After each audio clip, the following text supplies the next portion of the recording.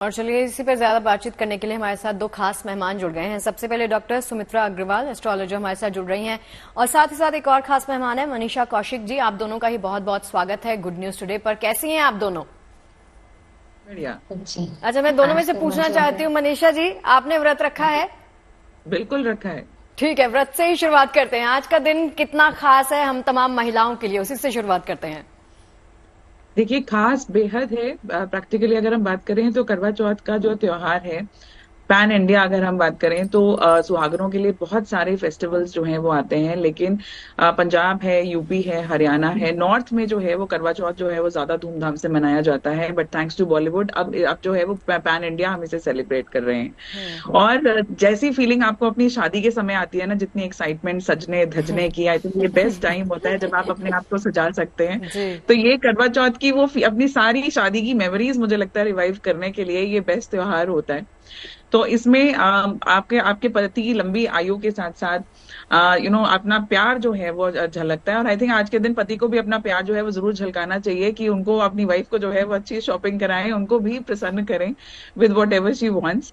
But अगर हम त्योहार की बात कर रहे हैं तो ये सच में बहुत खूबसूरत समा होता है जब आप अपनी डेडिकेशन को, अपने प्यार को निर्जला उपवास रखकर जो है वो आप सारा दिन जो है वो सेलिब्रेट करते हैं। जी, बहुत सुंदर शब्दों में आपने कहा और अच्छी बात सबसे ज्यादा आपने कही कि आज महिलाओं को पैम्पर करना चाहिए, वाइफ्स को पैम्पर करना चाहिए। आई एम श्योर कि सभी पतियों ने ये मैसेज आपका अच्छे से सुन लिया होगा। क्यों? बिल्कुल बिल्कुल, शगुफ्ता एकदम सही कह रही है कि पतियों को तो एक खास तौर पे सुनना चाहिए कि आज अपनी वाइफ्स को कितना पैम्पर करना है।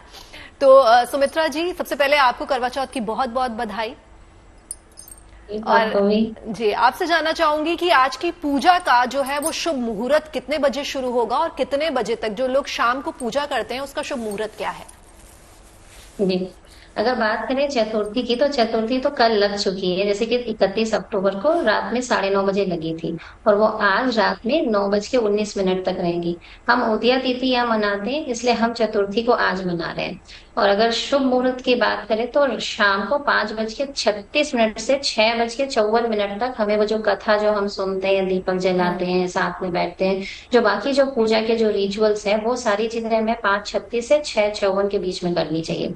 और अलग अलग जगह मैंने देखा है, आप भी जानते हैं कि चंद्रमा का उदय का समय हर जगह अलग होता है। जैसे कलकत्ते से हूँ मैं भी, तो 7:30 पौने 8 बजे यहाँ होगी और बाकी जगह 8 8:30 बजे होगी।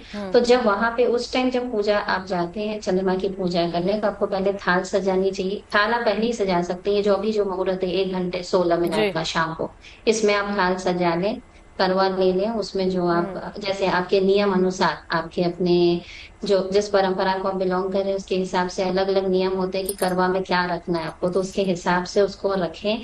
प्रसाद रखें, फूल रखें, दिया रखें। माँ का तो ध्यान करेंगे ही आप, क्योंकि करवा माता का तो हम ध्यान करते ही हैं। करवा चौथ में हम चंद्रमा की पूजा करते हैं, शिव जी की करते हैं, पार्वती जी की भी करते हैं, गणेश जी की करते हैं। आज सबसे अच्छा ये है क्योंकि शिव योग है और हम जानते हैं स्त्रियां पति पाने के लिए सबसे ज्यादा शिव जी की आराधना करती है। तो शिव योग होने से सबसे बड़ा फायदा ये है कि आज आप शिव को जल्दी प्रसन्न कर सकते हैं।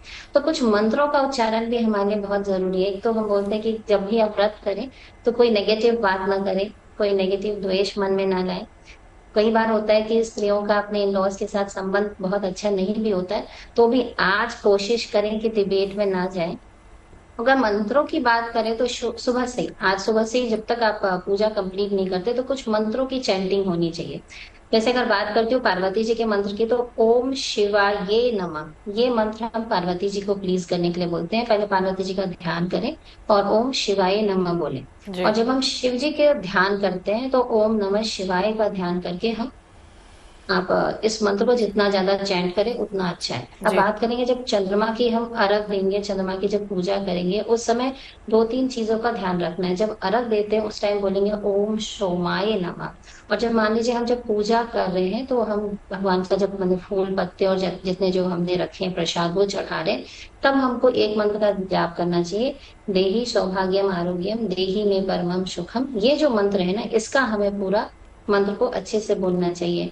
और जितने भी ये जो व्रत होते हैं, आप इस बात से जरूर सहमत होंगे, इसमें हम वीर भरतार वर्ड यूज करते हैं। मतलब ये व्रत भाइयों के लिए भी होती है और पति के लिए भी होती है। जब हम उनकी लंबी आयु की कामना करते हैं, जब हम अर्घ देते हैं, तो ये लाइन हम बोलते हैं वहां पर जी तो हम दोनों के लिए ही एक्चुअली चैंट कर रहे होते हैं कि हम चाहते हैं कि दोनों की आयु, समृद्धि और सुख में वृद्धि हो। जी तो दोनों का ही हम उस टाइम बोलते हैं।